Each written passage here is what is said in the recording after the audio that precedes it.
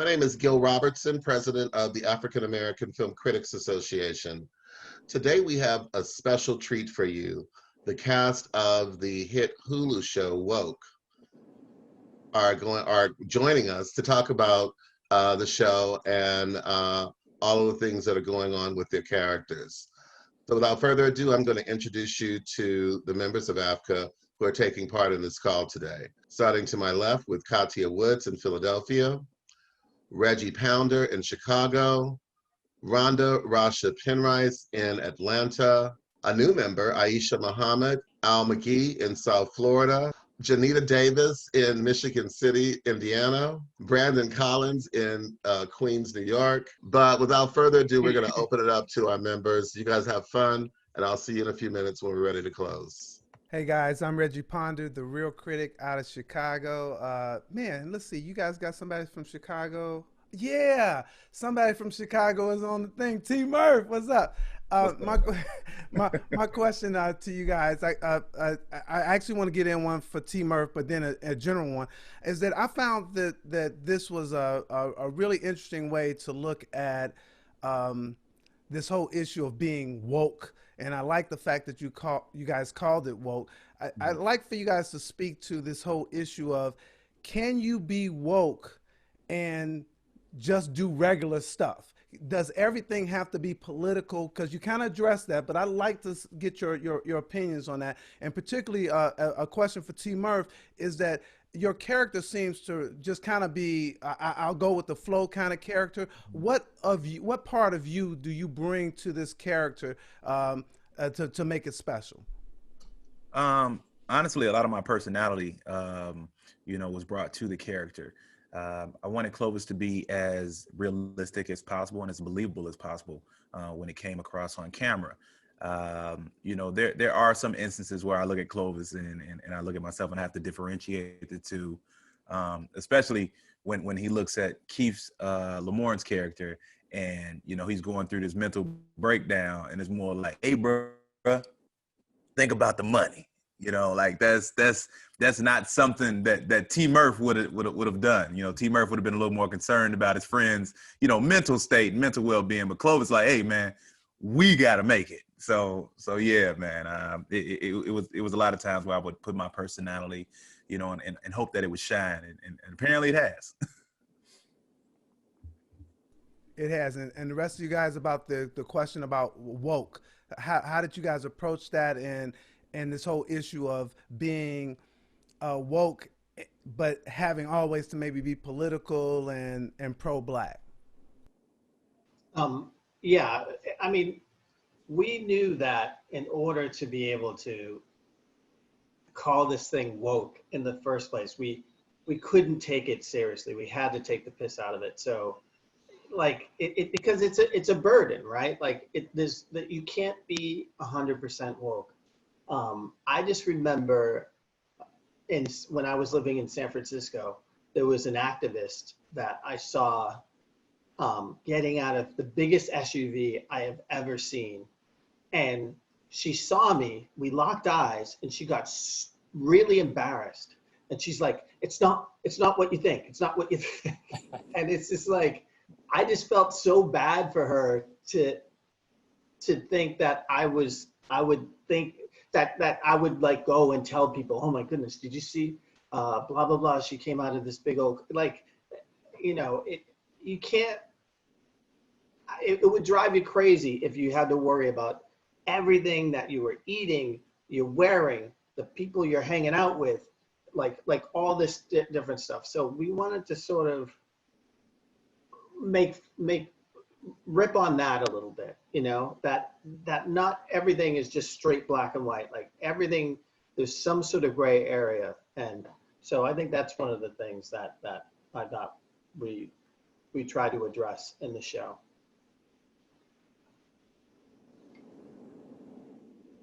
Anybody else, guys?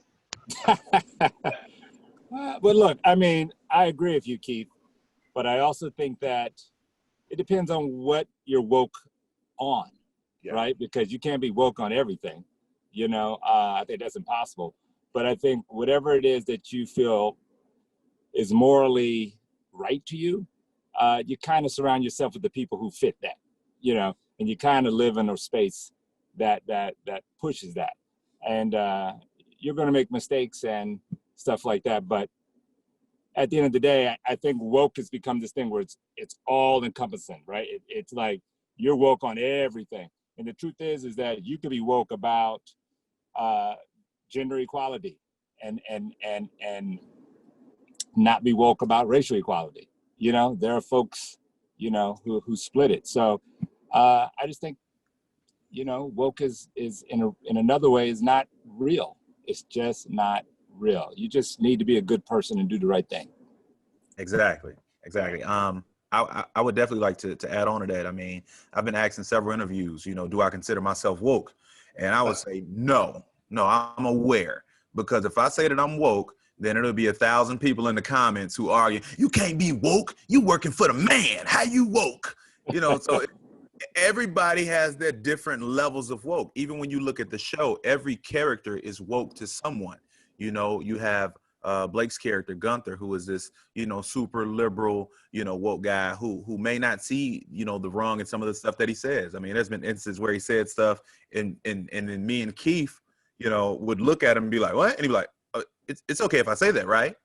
You know, so or you have Clovis, who some people would consider like, oh man, he ain't woke. But clearly he's woke because he knows that these things happen. He's the first person to tell Keith, like, hey man, who did you think it would happen to? He knows that this is going on. So there's different levels of woke, you know. So right now, I think it's just, as a stand-up comedian, I consider myself woke, you know, when I'm on stage, because I have to bring awareness to topics or things that are happening to us. But at the same time, you know, I still got to eat. So I can't be 100% woke, you know, because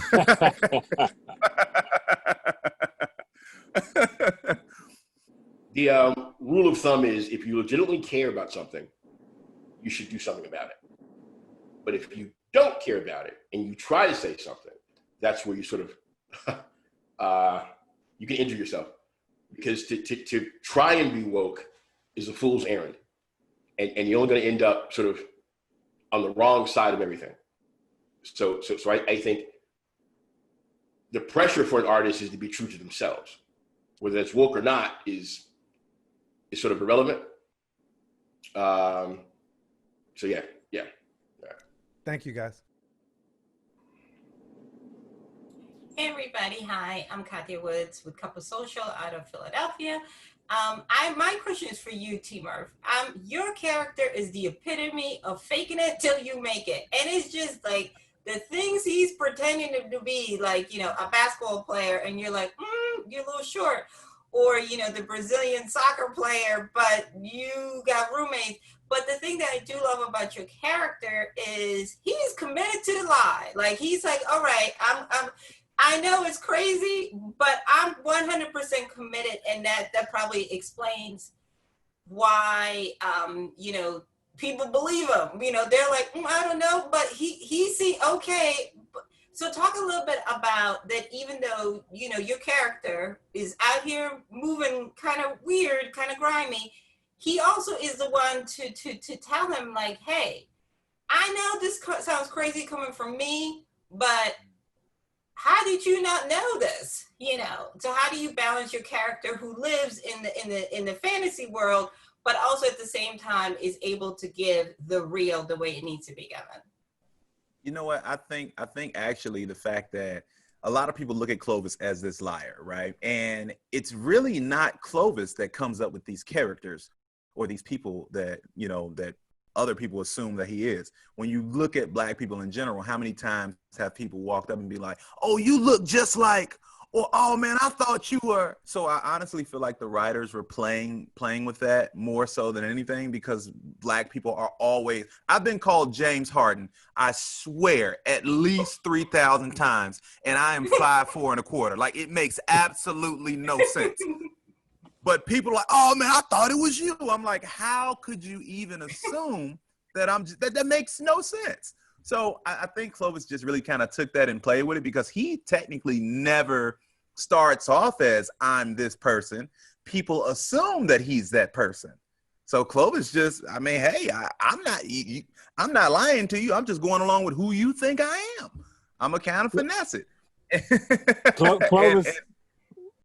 Clovis takes advantage of other people's ignorance. Exactly. Exactly. Exactly. For You sure. know, and the fact that he knows that people are ignorant to this, or that people can you know, because I mean it's microaggressions, you know, when you look at it, and he looks at somebody like Keith, who he sees as, you know, you understand the world, you got this cartoon, you get ready to hit syndication, like you're killing the game, but you don't know what's really going on out here. Like your girlfriend's a lawyer. Like, how don't you know these things? So it's weird. I think that he's trying to help his friend understand it, but at the same time, he's like, hey man, you know, don't mess up everything you've got going on, because you can't change the world. And you know, Keith is thinking like, man, I seem to have no other choice. So, well, I think Clovis is. Oh, go ahead. I was about to say is I think that. Oh, I'm sorry, I'm echoing. I don't know what that's. No, it's just you. But the metaphor of the hustle, right? Knowing the game, how to play within the game. You know, Clovis, and not just Black people, but a lot of people know how to play the game. And if you present these set of rules and there's loopholes and you fall into the loophole, Clovis is going to take advantage of that. It's like big business. Big business takes advantage of people every day, you know, and we fall into the trap. So Clovis is just an opportunist. So he, you know, if you want that, he's going to give it to you. And if he can benefit from that, he's going to benefit from that, you know. And so he's a businessman at the end of the day, you know. And capitalism, as we all know, takes advantage of those who don't do their research and don't do their work. Yeah. In Chicago, we call it finessing. Clovis is always gaming the system. He's gaming the system, hacking the system. He's always on the come up, always sort of finding the angle, because that's the smart thing to do in Clovis's mind.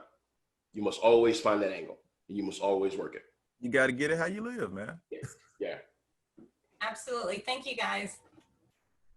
Hey, Rhonda, kind of walk me through how this became a show. Like, was this something that you thought would make a good show, Keith? And then how did you connect with the rest of the guys? Like, how did this come to be? I had left San Francisco because my industry was imploding. Newspapers were going away, and I was like, okay, I got to go down to LA and develop this for television. And so I moved down there, and 3 years later, I finally got a car and learned how LA worked.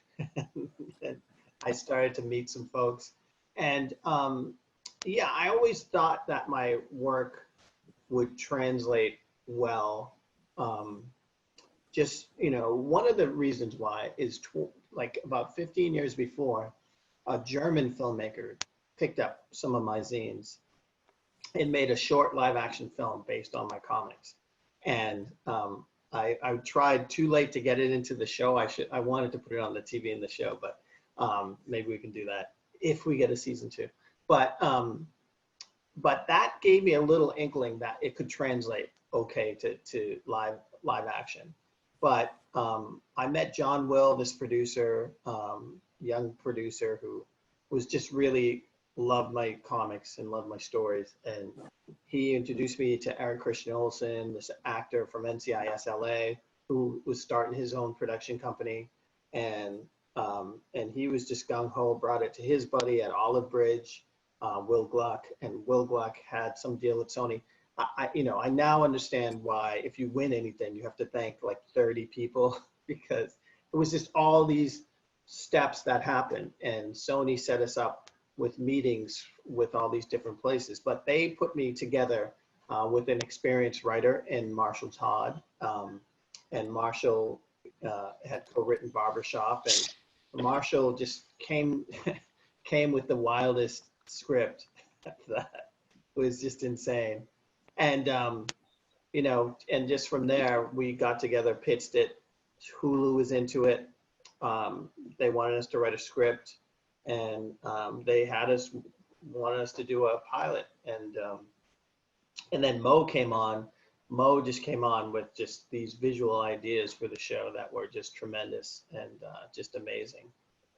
So once he came on, it was kind of like it was on. And then T Murph, I tell you, T Murph came in. We had a different idea of what Clovis was going to be. Clovis was going to be a big guy. Like in the comic, he's a much bigger guy. But he came in and his personality was so big that, like, I mean, I remember my wife going, "That's Clovis right there," you know, and he did great, and it was just amazing at the culmination of all these great people coming together and making this far greater than I ever could imagine it becoming. So it's great. So whose idea was it to bring in Lamorne? I think it was Lamorne's idea to bring in Lamorne. Lamorne said he read the script, and here's the thing: we just had this idea of this one actor that we thought might have been available, and we had no idea that Lamorne was interested or even knew about it. But Lamorne said he read the script. He said, "This is me. This is me," and he was just super hardcore about it. And you know, now looking back, it's like, how could it not have been him? You know, we have the same sort of, we move in the same way to me. We have the same sort of something going on. And it's just really a no-brainer when you think about it.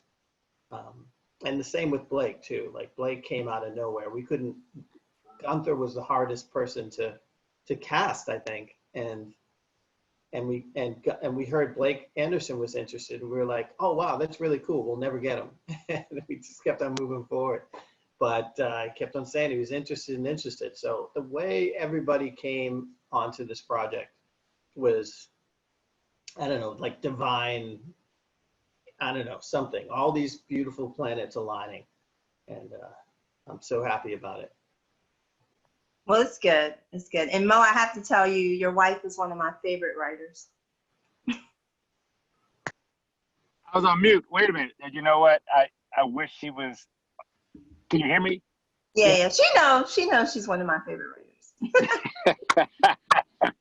Yeah. Well, yeah. My wife is dope. I can say that. I love my wife. She's dope. She's a dope writer. If y'all don't know my wife, Karen Good Marable. Check her out. Hey, this is Al McGee. I'm in Florida. I'm with YUticket.com. And I'm from Chicago, T Murph from Chicago, baby. Yes, sir. Only a couple other people too. But my question is to Marshall and Mr. Knight and maybe Mo is woke just pertaining to Black people? Do white people get that? And T Murph, your character on the show, I think it's one of the best characters ever created. But how do you relate that to your real life? I'll take one about woke. Sure. And I really enjoyed the show. I saw every episode. I Thanks, cracked man. up, and then maybe it blew my mind. That means a lot, dude. Thank you. Glad you dig it. Woke is hard to define because it's different for everyone. Mm-hmm. So I think with the show, we wanted to show just one guy's journey to being woke and how there are pitfalls in seeing for the first time something you should have seen before, but now you might have been aware, but now you're forced to deal with the shit you ignored all those years. So I think it's about his woke and just how hard it is to be an artist and be aware and comment on those things that you now aware of. So yeah. Well, I think when it comes to, go ahead.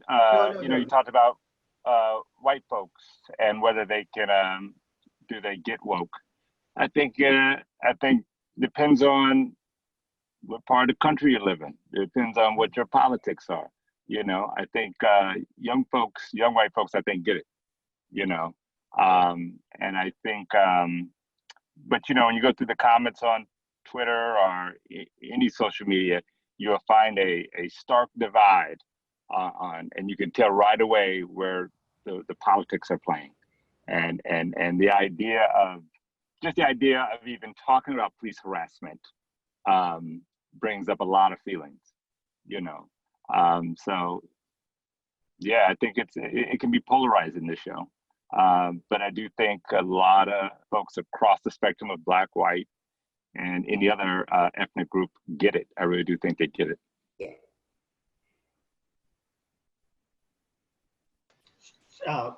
Just the thing that I wanted to add, I think Marshall, to reiterate what Marshall said, I think people become woke about all different types of things. I mean, I remember as a kid, instead of, you know, running away, if the toilet water started to rise, you know, when I was a kid, I would run away from it. And then one day I picked up the tank, saw that you could stop it and make it stop. I became woke about a toilet. You know, like it's when stuff, it's like, oh, okay, like I just figured this out. Like, and I just think that the main character sort of for a long time sort of is letting all these, you know, microaggressions go. You know, he's aware of the big scheme of things, but all these microaggressions go. And then finally, you know, it all bubbles up. Everything that he's wanted to say after letting all this stuff go for so long just comes to the surface. And you know, it's exhibited in the Golden Con breakdown, but now he's just trying to navigate it. Now, okay, now I'm going to speak out. Now I'm going to challenge. Now I'm going to do, you know, and how to navigate that, like how to do that again without, you know, screwing up everything that you built over time. And that was the challenge of the first season. And I'm super excited to possibly move forward and see how to move forward with this character and with everybody else involved. And we've always had it in our heads that, you know, the other characters are going to become woke in their own way. We call it suffering from secondhand woke. So we hope to explore that if we get a chance to. Well, I hope you do. Now, as far as like Clovis and the character itself, I mean, I can't take credit for that. That goes to Keith and Marshall, man, who came up with this guy, who, and again, like I say, I bring a lot of my own, you know, characteristics to Clovis. And again, that I have to give that to Mo because during the audition, when I went in, you know, I read twice for Clovis in the room. The first time, everybody was laughing, you know, it was a good time. And then Mo goes, hey, I like that. But this time, do it as T Murph. I was like, oh, all right. That's say less. I can do that. and when I did it as T Murph, and me and Lamorne started riffing at the end, where Lamorne would just throw out random, like the scene is over, but Lamorne's still improvising, so he's throwing stuff out, and I'm playing back, and we're going for about 2 or 3 minutes after the scene is over, just riffing back and forth, and the room is just in tears, and I was like, oh, it's easy. I'm like, if I can just be me, there's nothing hard about this, right? And, you know, when we got to set, there would be days where Marshall would text me and say, hey, I got this line, but how would T Murph say this? I'm like, all right, I'll say it like this. And they would actually, you know, help me, you know, with the character by putting a little bit more of T Murph into it. So, you know, it makes it easier, especially for a newer actor, to come on and have an opportunity to not only, you know, play a character that they came up with, but also bring a portion of yourself to it. So yeah, man, Clovis is a mixture of everybody you see here.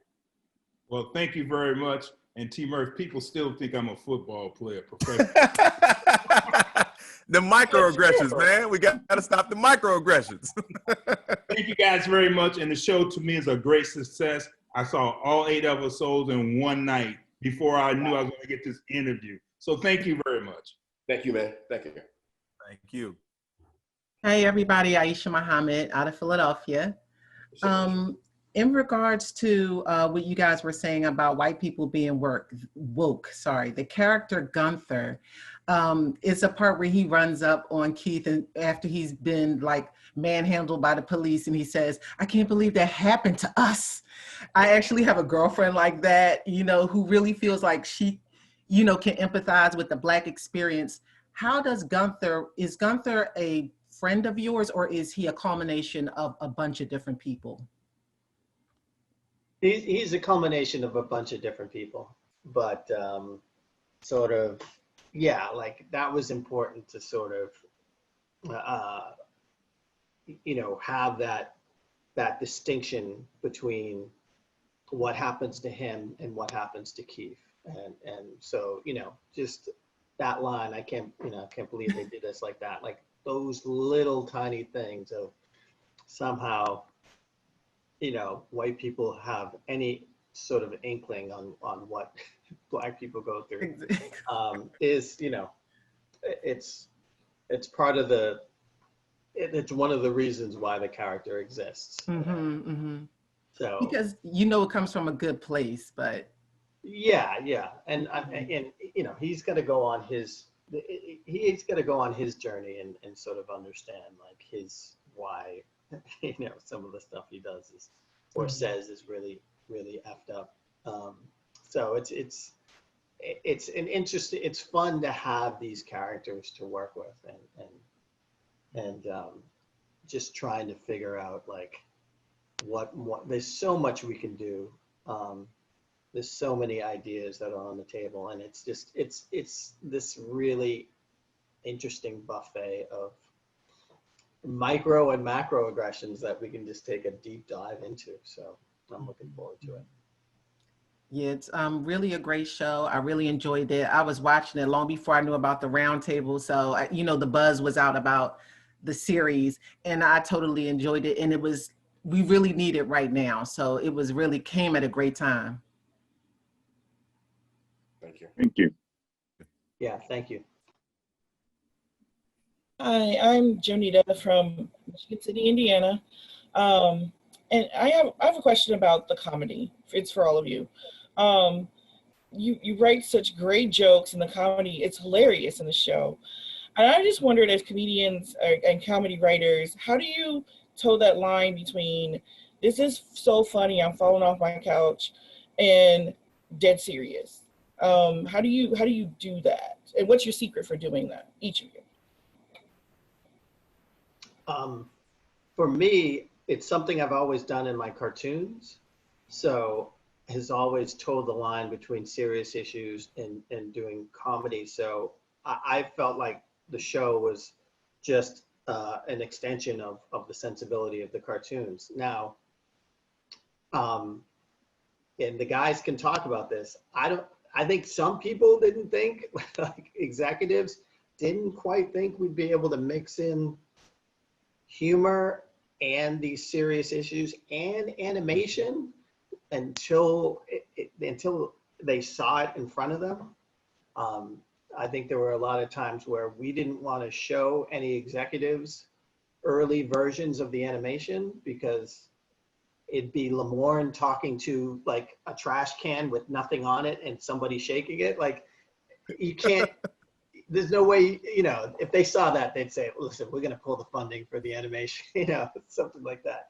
So it wasn't until everything, you know, stuff was complete where they got to see it and they were like, oh, wow, this looks great. But it's a testament to Mo and to Marshall and the actors and the writers that we were able to make this work. And I don't, you know, I know that you can do that with the humor and stuff. But I guess you just don't see it on TV that much, where a mixture of the magical realism and these serious issues and comedy, but you certainly don't see it with Black characters, you know? No.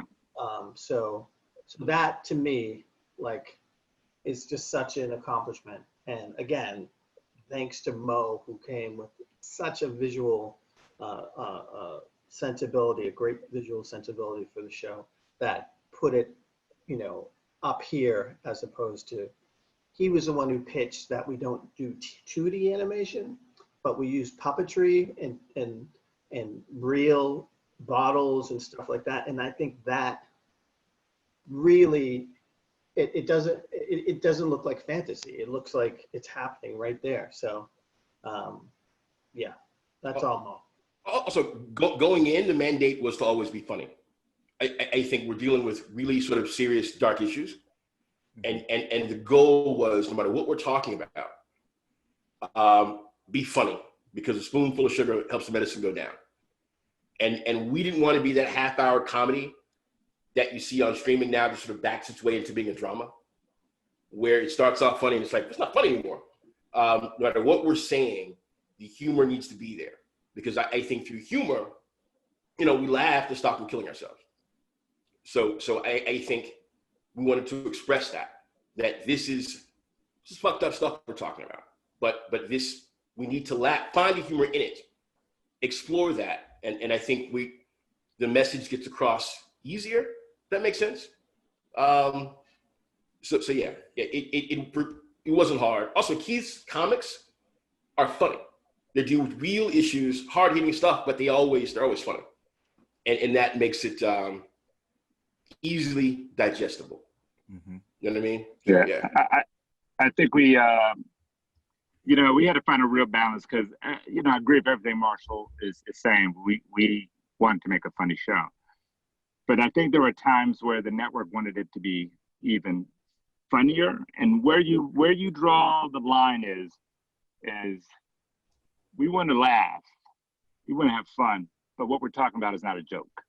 Mm-hmm. And so you got to be very careful about not making fun of what we're talking about, but making fun of the situation that we're in.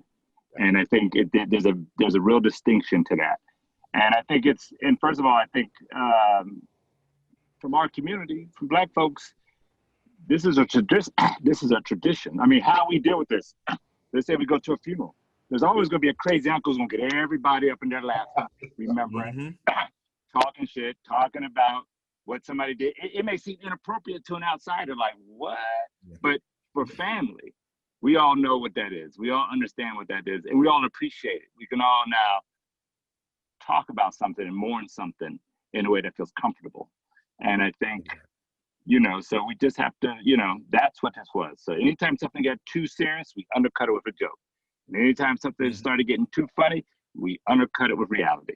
And that was kind of the path. And except for, oh my bad, go ahead, Kim. No, you go. I was gonna say, except for that one time, Mo, there was a joke. I'm gonna go ahead and put them on the spot. They cut one of my jokes out. When Keith was going through his moment and they talked about opening Pandora's box, I was waiting. I had a joke after that. I was waiting on that joke, and it just stayed serious. I was like, wait, where the hell is my joke at? But no, you know where it is. You know where it is. But no, that's very true. And when I have, like, most of the reviews that I've read, everybody loves the show. The only people who find that it's not, like, we shouldn't be laughing at this, are people that aren't Black.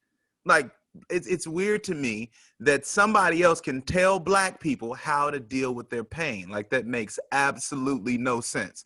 Like, you can't tell us how to deal with the issues that we're going through on a daily basis.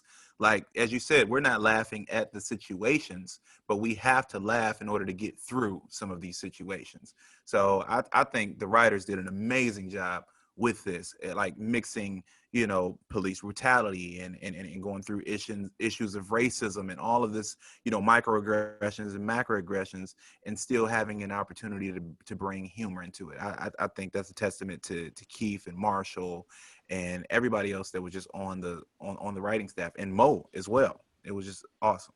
Yeah, and it did swing. It did go from. I know Mo and I had a lot of discussion about it, like, and because I was always wanted to emphasize the comedy, and there were folks who wanted to emphasize the drama, make it, you know, it's a dramedy, and I would always complain, but the dramedies are never that funny. Like, I wanted to be the the funniest dramedy, like funnier than any dramedy.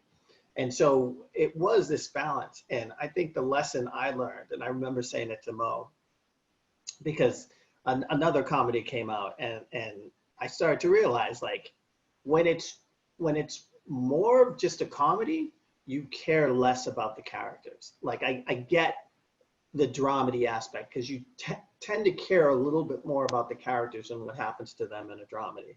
And so getting that balance where you actually care for what Keight is going through. If it was too funny, you wouldn't care about the characters as much. And so I think we got it perfectly situated where it was just enough drama so you really felt for the character, but you also just you laughed all the way through too. So yeah, I think everybody contributing made it that way. Thank you. It was really a great show. I really enjoyed it, and like everybody else, I binged it. After watching the first one, I couldn't stop. So, and yeah, it was really great. Watch it again. You'll see more stuff. Okay, I just wanted to know, I have two questions from the rest of the cast. Also, what was the casting process like for you? And also for Knight and Todd, I thought it was really interesting how when he becomes woke, like things like the malt liquor and the trash can start talking to him. And, you know, especially with the trash can, that kind of reminded me of, like, you know, you see people on the street and they're talking to themselves and stuff like that. And people are like, oh, well, you know, they're crazy. But, you know, taking it into that perspective of dealing with these kinds of things that other people don't see or other people don't experience, I kind of wondered, like, what was your take on that and why you chose to include that in the show? So those are my two. Black people, Black men especially, are always trying to walk something off. And I think in the process of walking something off, you could cave in on yourself. So for me, the cartoon characters talking to him was Keight sort of walking it off poorly. The cartoons are a manifestation of his inner turmoil, the dialogue that's happening inside of him, that he probably should get therapy, and he does towards the end. But we wanted to come up with a clever way to show the struggle within once you as a Black person goes through something traumatic and you don't get help for it. Since he was a cartoonist, we thought the best way for that to manifest itself is for inanimate objects to become animated. And my whole thing was that there's nothing more boring than a show about a cartoonist and all you do is show him just sitting there drawing. Like, so I was always like, you know, what's a way to make this uniquely a cartoonist story that isn't just him sitting at a drawing table? And so having these animated characters was just a really interesting way. And we use these animated characters to say things that the human characters couldn't say or wouldn't say. So, you know, we're able to comment on gentrification and mental health and a bunch of different things through these inanimate objects. And I just love the way they manifest themselves, just how they show up throughout the series, because you don't know where it's coming the next time around. And so I love that too. With the casting process, I mean, it was a process. I'll say that. You know, I was here in Chicago at the time when I shot the first the first audition piece, and I sent it in, and Mo actually watched it, and I'm sitting with Keight and Marshall and everyone else. And then my manager called and said, "Hey man, the director from Woke wants to give you a call. He wanted to know if you had some time." I'm like, "No, I'm busy." "Yeah, I got time. What do you mean?" "Yeah, I'm open whenever he want to call." I was doing a college show in Pennsylvania somewhere, and I literally had no service, and there was a 2-hour gap between my hotel that I was staying at and the university that I was performing at. So I just stayed at the university for about 2.5 hours after I finished performing, because that's the only place I had reception at, to wait on the call from Mo to get notes on my audition. And he gave me the notes, was a super cool brother on the phone. And I came home, did the audition again with the notes that he gave me, sent it in. And the next thing I know, they were like, hey, man, they want to fly you out to Los Angeles. And I had a college show the same day. And my agent was like, well, what you going to do? I was like, man, if you don't cancel that show, I'm going to LA. I'm trying to be somebody. So and I flew out to Los Angeles from Pennsylvania, and man, the rest was history. Went in the room with a bunch of strangers and Lamorne, and I didn't even know Lamorne was from Chicago at the time. And once I found out he was from Chicago, that was it. Man, we was homies from that point on out. We was in there just kicking it. We were talking about, oh man, you grew up in the hundreds, like so. And yeah, man, and everybody was just amazing after that. I mean, this was probably one of the easiest projects to work on and work with people who were just great individuals outside of, you know, being a director or the EP. You know, a lot of times you got like, oh, they were amazing. Like, no, everybody was amazing, which makes me fearful of the future because I don't know who I'm gonna get after this. It has to be all downhill from here. It can't get no better than this. Hey everybody, Brandon Council, Media and Popcorn Podcast. Thank you so much for joining us, gentlemen. 2 quick compliments. First off, Team Murph, your delivery of the line, "My mom's is a woman," is one of the funniest things I've heard all year. That had me doubling over laughing. And then 2, I just love the humor and absurdity of this show because I always love seeing Black people be weird. I feel like we've always, for generations, we've seen white people in entertainment and movies and TV just be able to be quirky, and now we get to do that. I just love seeing that representation. So thank you for putting this together. Without spoiling too much, I would love to go into how episode 7, Prayers for Cubby, came to fruition, just because that was such an interesting way to kind of highlight the inconsistencies between what outrageous people, what they protest against, when other people are suffering right in front of them and they refuse to see that. So we could start off with Keith, and then we could just go through everyone. Yeah, so just, you know, and I know most people get this. I mean, obviously we wrote this stuff before this past summer with all the George Floyd protests and stuff. You know, the point I wanted to make with that idea was that, you know, a lot of people care more about animals than people, and it just drives me crazy. And so it was just, I wanted to do a bus episode where it took place mostly on the bus. And you know, I just thought about this, what if there was an animal loose and they couldn't get off the bus and they were trapped on the bus, and sort of the metaphor of being trapped like an animal on the bus and like trying to escape. So it was that sort of combination of the two. And I think, you know, the animal changed from, you know, it went from how many animals? Just list them. Just list them. Yeah, I think there was a gorilla at one point. There was a tiger at another point, and but the koala, the koala ended up on the koala made sense, and just the sort of, I mean, everything that happened in 2020 is just a nightmare. Like all the koalas dying in Australia, like that's the, you know, we were looking for a koala costume, and we couldn't find a decent koala costume. But there was a company in Seattle that sells health food, and their mascot is this koala costume. And they let us borrow their koala costume if we donated to the dead koalas in Australia. So we got that costume because, and it's so crazy to even think that was 2022. Like it seems like 20 years ago that happened, but and then that, yeah, and I was the koala, by the way. That was my Easter egg. I am the koala. Oh, nice. I get to punch the character based on me and the koala outfit, and clearly I was horrible. I couldn't see out of the koala costume, I will say that, but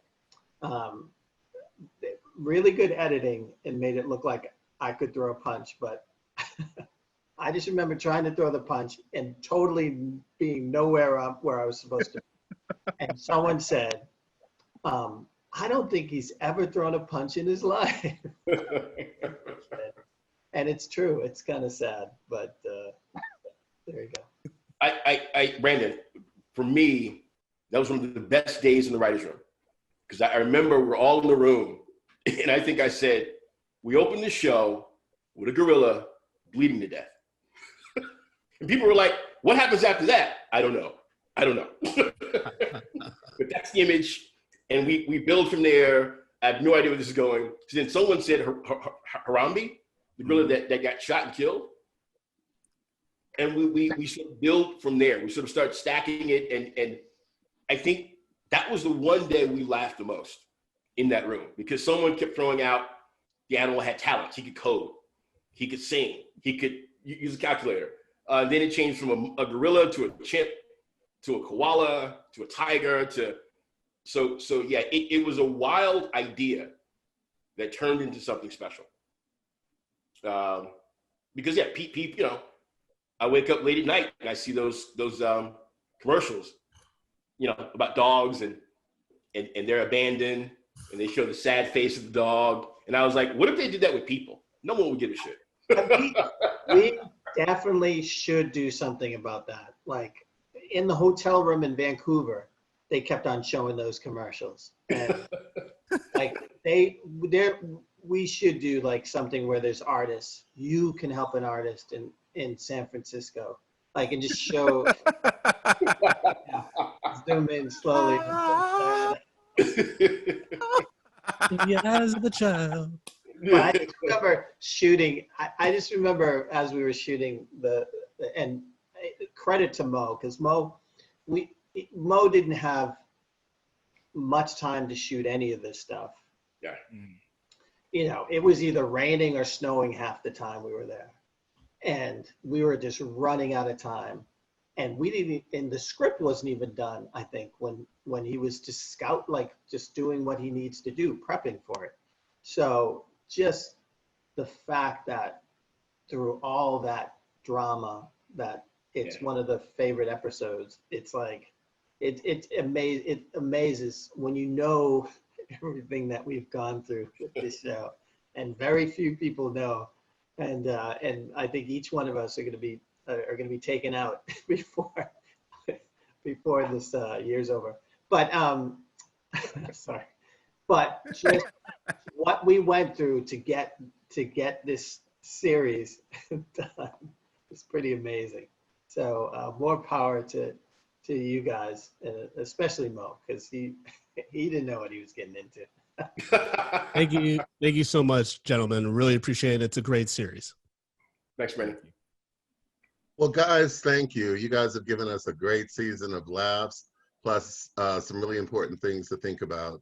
And we certainly hope to join you and to support you for season 2. On behalf of the world's largest group of Black film critics, we're signing off. See you next time. Thank you. Thank you. Thank you. Thank you.